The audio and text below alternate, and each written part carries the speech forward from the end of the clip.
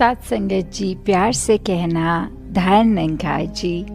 से with love धन निरंकार जी। आज जहाँ नॉर्थ यूनाइटेड किंगडम के आयरलैंड, मैनचेस्टर, स्कॉटलैंड और ब्रैडफोर्ड की संगत में जहाँ इतने अनमोल वचन महापुरुषों के हम सब ने श्रवण किए, कैसे हर एक ने हमेशा एक मानवता के लिए ही से संदेश दिया कि एक जाग जाओ और ये पहचान कर लो कि हम एक शरीर नहीं हैं। शरीर तो हमारी टेम्पररी आइडेंटिटी है, पर हम उससे बढ़कर है। ये आत्मा इस परमात्मा से आई। तो जब ये पहचान हो जाती है तो एक सुपरस्टिशंस कह लें या जिस तरह के भी बंधन हैं, हम उनसे उभर जाते हैं। ये एक स्थिरता, ये स्टेबिलिटी, ये कामनेस, पीस, ये एक एहसास आ जाता है इस परमात्मा से, इस निराकार से एहसास बनाकर। और सेवा, सिमरन, सत्संग का ये जो रास्ता है, ये हमारा ये नाता और ज़्यादा मजबूत कर देता है। तो किस तरह हम सब ने जहाँ हमेशा यही देखना है कि हम संसार में जहाँ इतनी प्रॉब्लम्स होती हैं या किसी की पर्सनल लाइफ में, तो कैसे हमें हर पल ये अपना एक साधन बनना है। चाहे हम उस समय कुछ भी महसूस कर रहे हों, पर कैसे अपने आप से उभरना है कि हम खुद अपने आप से उभरेंगे तो किसी के काम आ सकेंगे, किसी की ज़िंदगी में आराम दे सकेंगे। Just like if we take the example of hydrogen and oxygen, so hydrogen in itself can catch fire very easily, and oxygen also helps in increasing that fire. But if we have the right combination, that will make H2O, and the water, as we know, can extinguish fire. So if we think that in itself both the gases are something that can catch fire or can increase the fire, then how come the combination of both can do something so opposite that it, wherever there is fire, if we pour water, it instantly would be off. तो कैसे हमने ये देखा कि अगर हम एक संसार में अपने आप से उभरेंगे, कि अगर एक हमारा बेसिक नेचर कैसा भी हो, जब कोई स्थिति आए जहाँ एक आग बुझाने वाला काम करना है, तो हमने एक ऐसी संगति कर ली जहाँ पे हमारी वो अंदर से एक तहसीर बदल गई, एक अंदर से भाव बदल गए। तो कैसे जहाँ एक हम वैसे मनुष्य भी चाहे हों जो एक रफ नेचर के हों, या किस तरह भी एक हमारे अच्छी बातें इतनी ज़्यादा एक ना हो दिनचर्या में, एक सोच में, एक कर्म में, पर ये जब निरंकार का सहारा लेकर इस सत्संग में से अच्छी बातें ग्रहण करते हैं, तो एक अंदर से ही ये कायाकल्प हो जाती है। और कैसे फिर वही इंसान जो पहले हमेशा अपने आप से भी खुश नहीं रहता था और संसार में भी एक आग लगा रहा था, वही इंसान फिर कैसे ये संगत के सहारे से, सेवा के, सिमरन के एक आग बुझाने का काम कर जाता है। फिर वही इंसान अगर किसी से बात भी कर रहा हो, तो कैसे फिर वो दूसरों के कान में भी उसके वचन पढ़ते ही बहुत ही आनंद की अवस्था दूसरा भी एहसास ये ले लेता है कि ये महात्मा तो बहुत अच्छा बोलते हैं, इनकी वाणी में तो, इनकी आवाज़ में ही कितना एक ठंडक है, एक आराम है। तो हमें उस समय भी ये एहसास करना है कि अगर हमारे वही वचन हैं जो हमारा अगर दिल एक मोम सा भी बन जाता है और कभी कभी इतना कठोर भी हो जाता है, तो कैसे एक हमने ये कठोरता को हावी नहीं होने देना। चाहे हम किस तरह के भी इंसान हैं, हमें ये तब्दीली लानी है कि इस निरंकार को मन में बसा लेंगे तो खुद ही एक वो अवस्था बन जाएगी। जैसे हम सब ने वो अक्षर पढ़ा भी है कि ब्रह्म ज्ञानी आप निराकार, कि एक इंसान के अंदर जब ये परमात्मा की सोझी आ जाती है, ये ब्रह्म ज्ञान मिल जाता है, तो फिर वो स्वयं ही निराकार बन जाता है कि वो सिर्फ एक शरीर की चाहे लिमिटेशन है, पर मन से इतना विशाल कि ये स्वयं ही निराकार रूप हो गया, ये स्वयं ही परमात्मा रूप हो गया।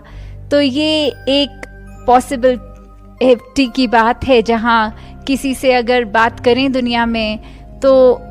इंसान ऐसे कॉन्वर्सेशंस में कह देते हैं कि एक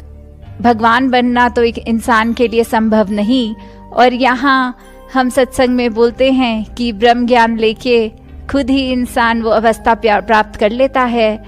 तो कैसे ये संभव है? ये अगर तो ब्रह्म ज्ञान वाकई ही सिर्फ उतनी देर के लिए ही सुना जब एक ज्ञान कक्ष में या किसी से ज्ञान अटेन करने के समय ले रहे हैं, और उसके बाद वो एक कान से सुन के दूसरे में निकल गया, मन में नहीं बसाया,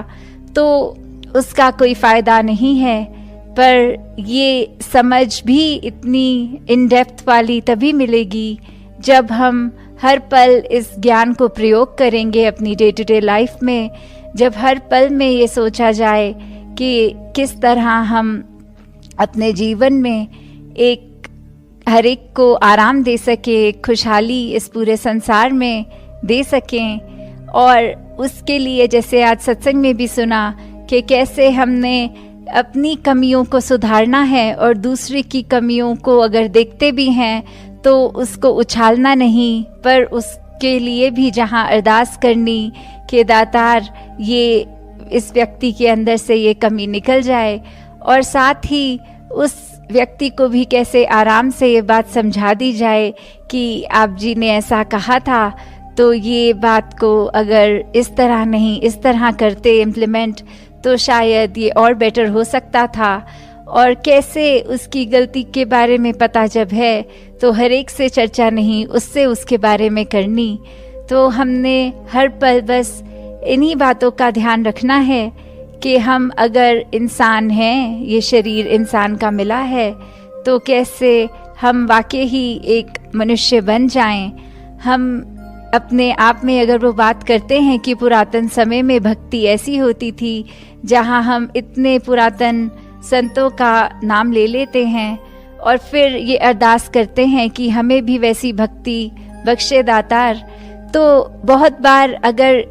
ये भी सोचा जाए कि वो जो देश काल ते समय मुताबिक वाली बात होती है कि उस समय हो सकता है परिस्थितियां अलग हों, तो ऐसा करना एक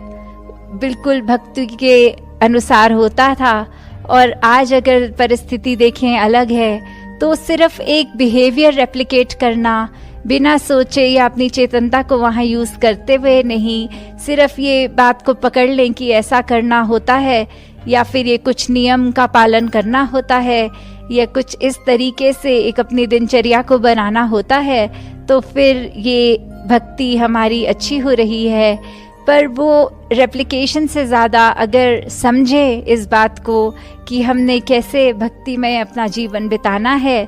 तो वो अपनी इंडिविजुअलिटी के साथ हम एक हर कोई जिस तरह अलग है, वो अलग होने के बावजूद भी भक्ति को उसी तरह मुकम्मल कर सकते हैं जैसे वो एक पुराने संतों की बात युगों युगों से नाम आते हैं,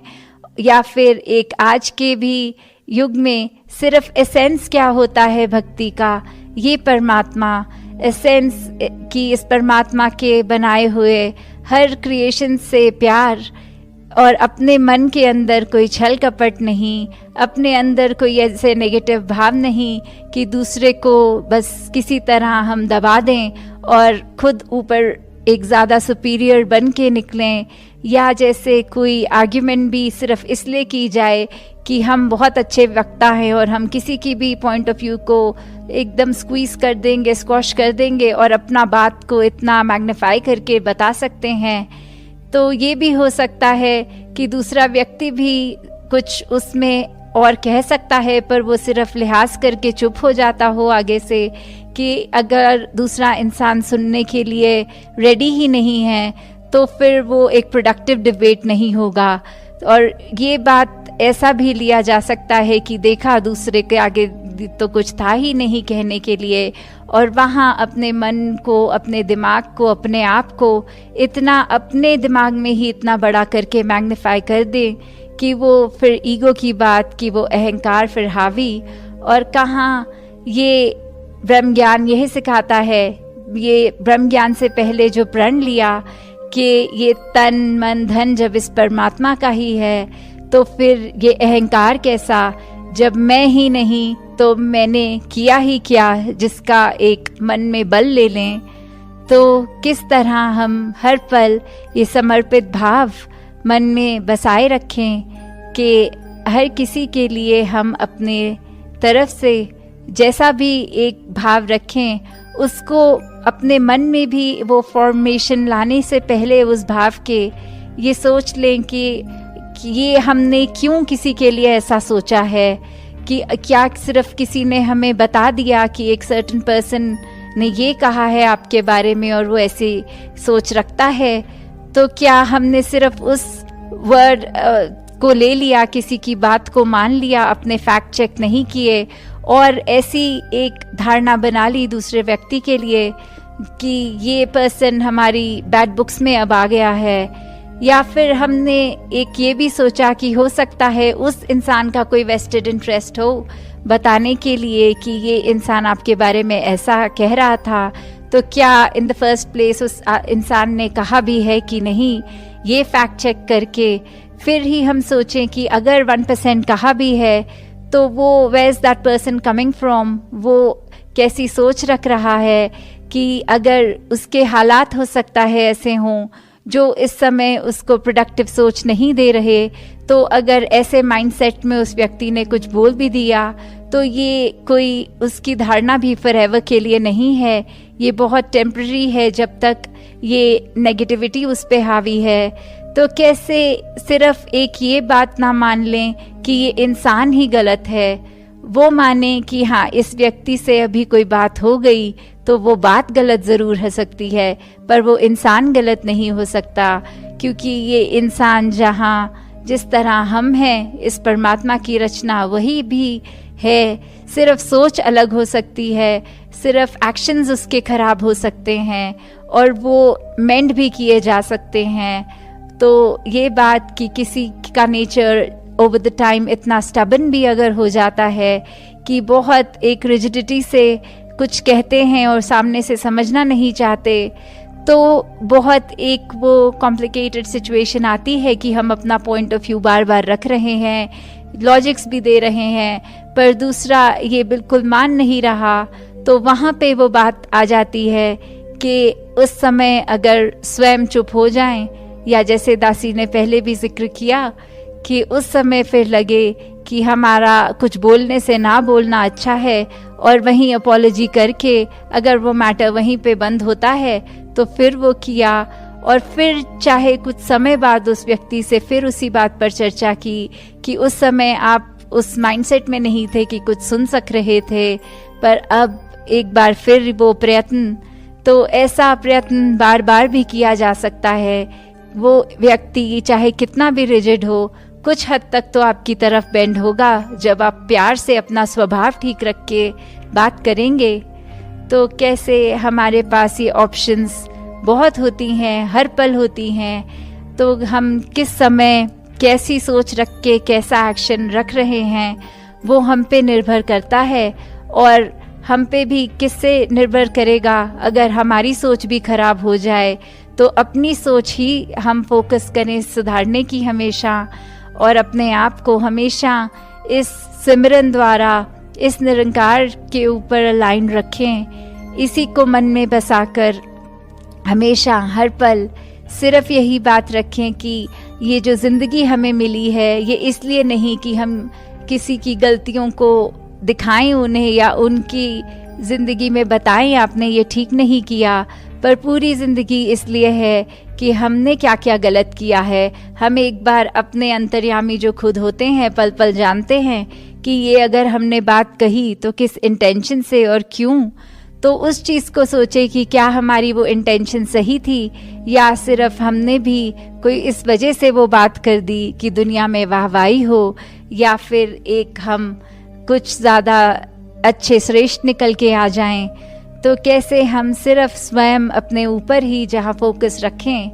कि एक अगर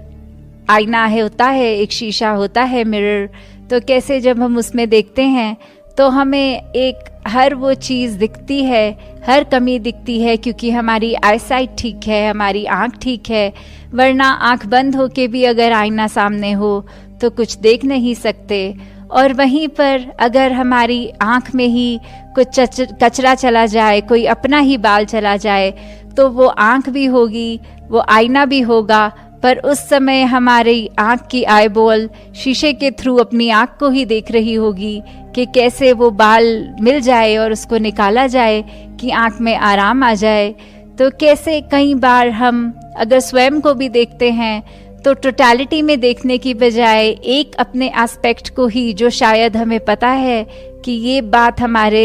अच्छी है, हम उसी पे फोकस करने लग जाते हैं। जहाँ की कुछ समय ये किया जाए तो वो मनोबल बढ़ना बहुत लाजमी है, अपने आप के लिए एक खुशी का वो कारण बनता है। पर अगर हम बाकी चीज़ें इग्नोर कर दें और सिर्फ अपनी उसी एस्पेक्ट पे फोकस रखें तो फिर भी वो आईना, वो आईसाइट होने के बावजूद भी हमारा फ़ायदा नहीं हो रहा, क्योंकि वो आईना तो सिर्फ अपनी भूल सुधारने के लिए हमने देखना था और यहाँ हम अपनी अच्छी गुड क्वालिटीज़ को ही देखने बैठ गए। तो किस तरह हमारे पास साधन भी सब हैं, ये निरंकार द्वारा ये एक इसके साथ एक मिक होके, जहाँ एक हमारे ब्रह्म ज्ञान के नज़रिए से हमने ये अपने कर्म रूप को आईने में जब देखना है तो हमने अपने आप में से भी क्या बात चुननी है, ये भी हम पे डिपेंड करता है। और किस तरह हम फिर किसी और को भी अगर आईने के सामने लेके आएं तो उसके लिए भी उसको और कैसे श्रृंगार दे सकें, उस पे फोकस करना है। तो दातार हर एक पे कृपा करे कि सेवा सिमरन सत्संग करते हुए जहाँ अपनी भक्ति को करनी है, अपनी इंडिविजुअलिटी मेंटेन करते हुए सिर्फ अंधाधुंध किसी और का नेचर रेप्लिकेट नहीं करना, हर चीज़ को सही रीजंस के साथ करना है और एक अपने आप को हर पल इस नज़र से देखना है कि हमारी कमी हम कैसे सुधार सकें। दातार हर एक पे कृपा करे। साथ संगत जी, ध्यान निरंकार।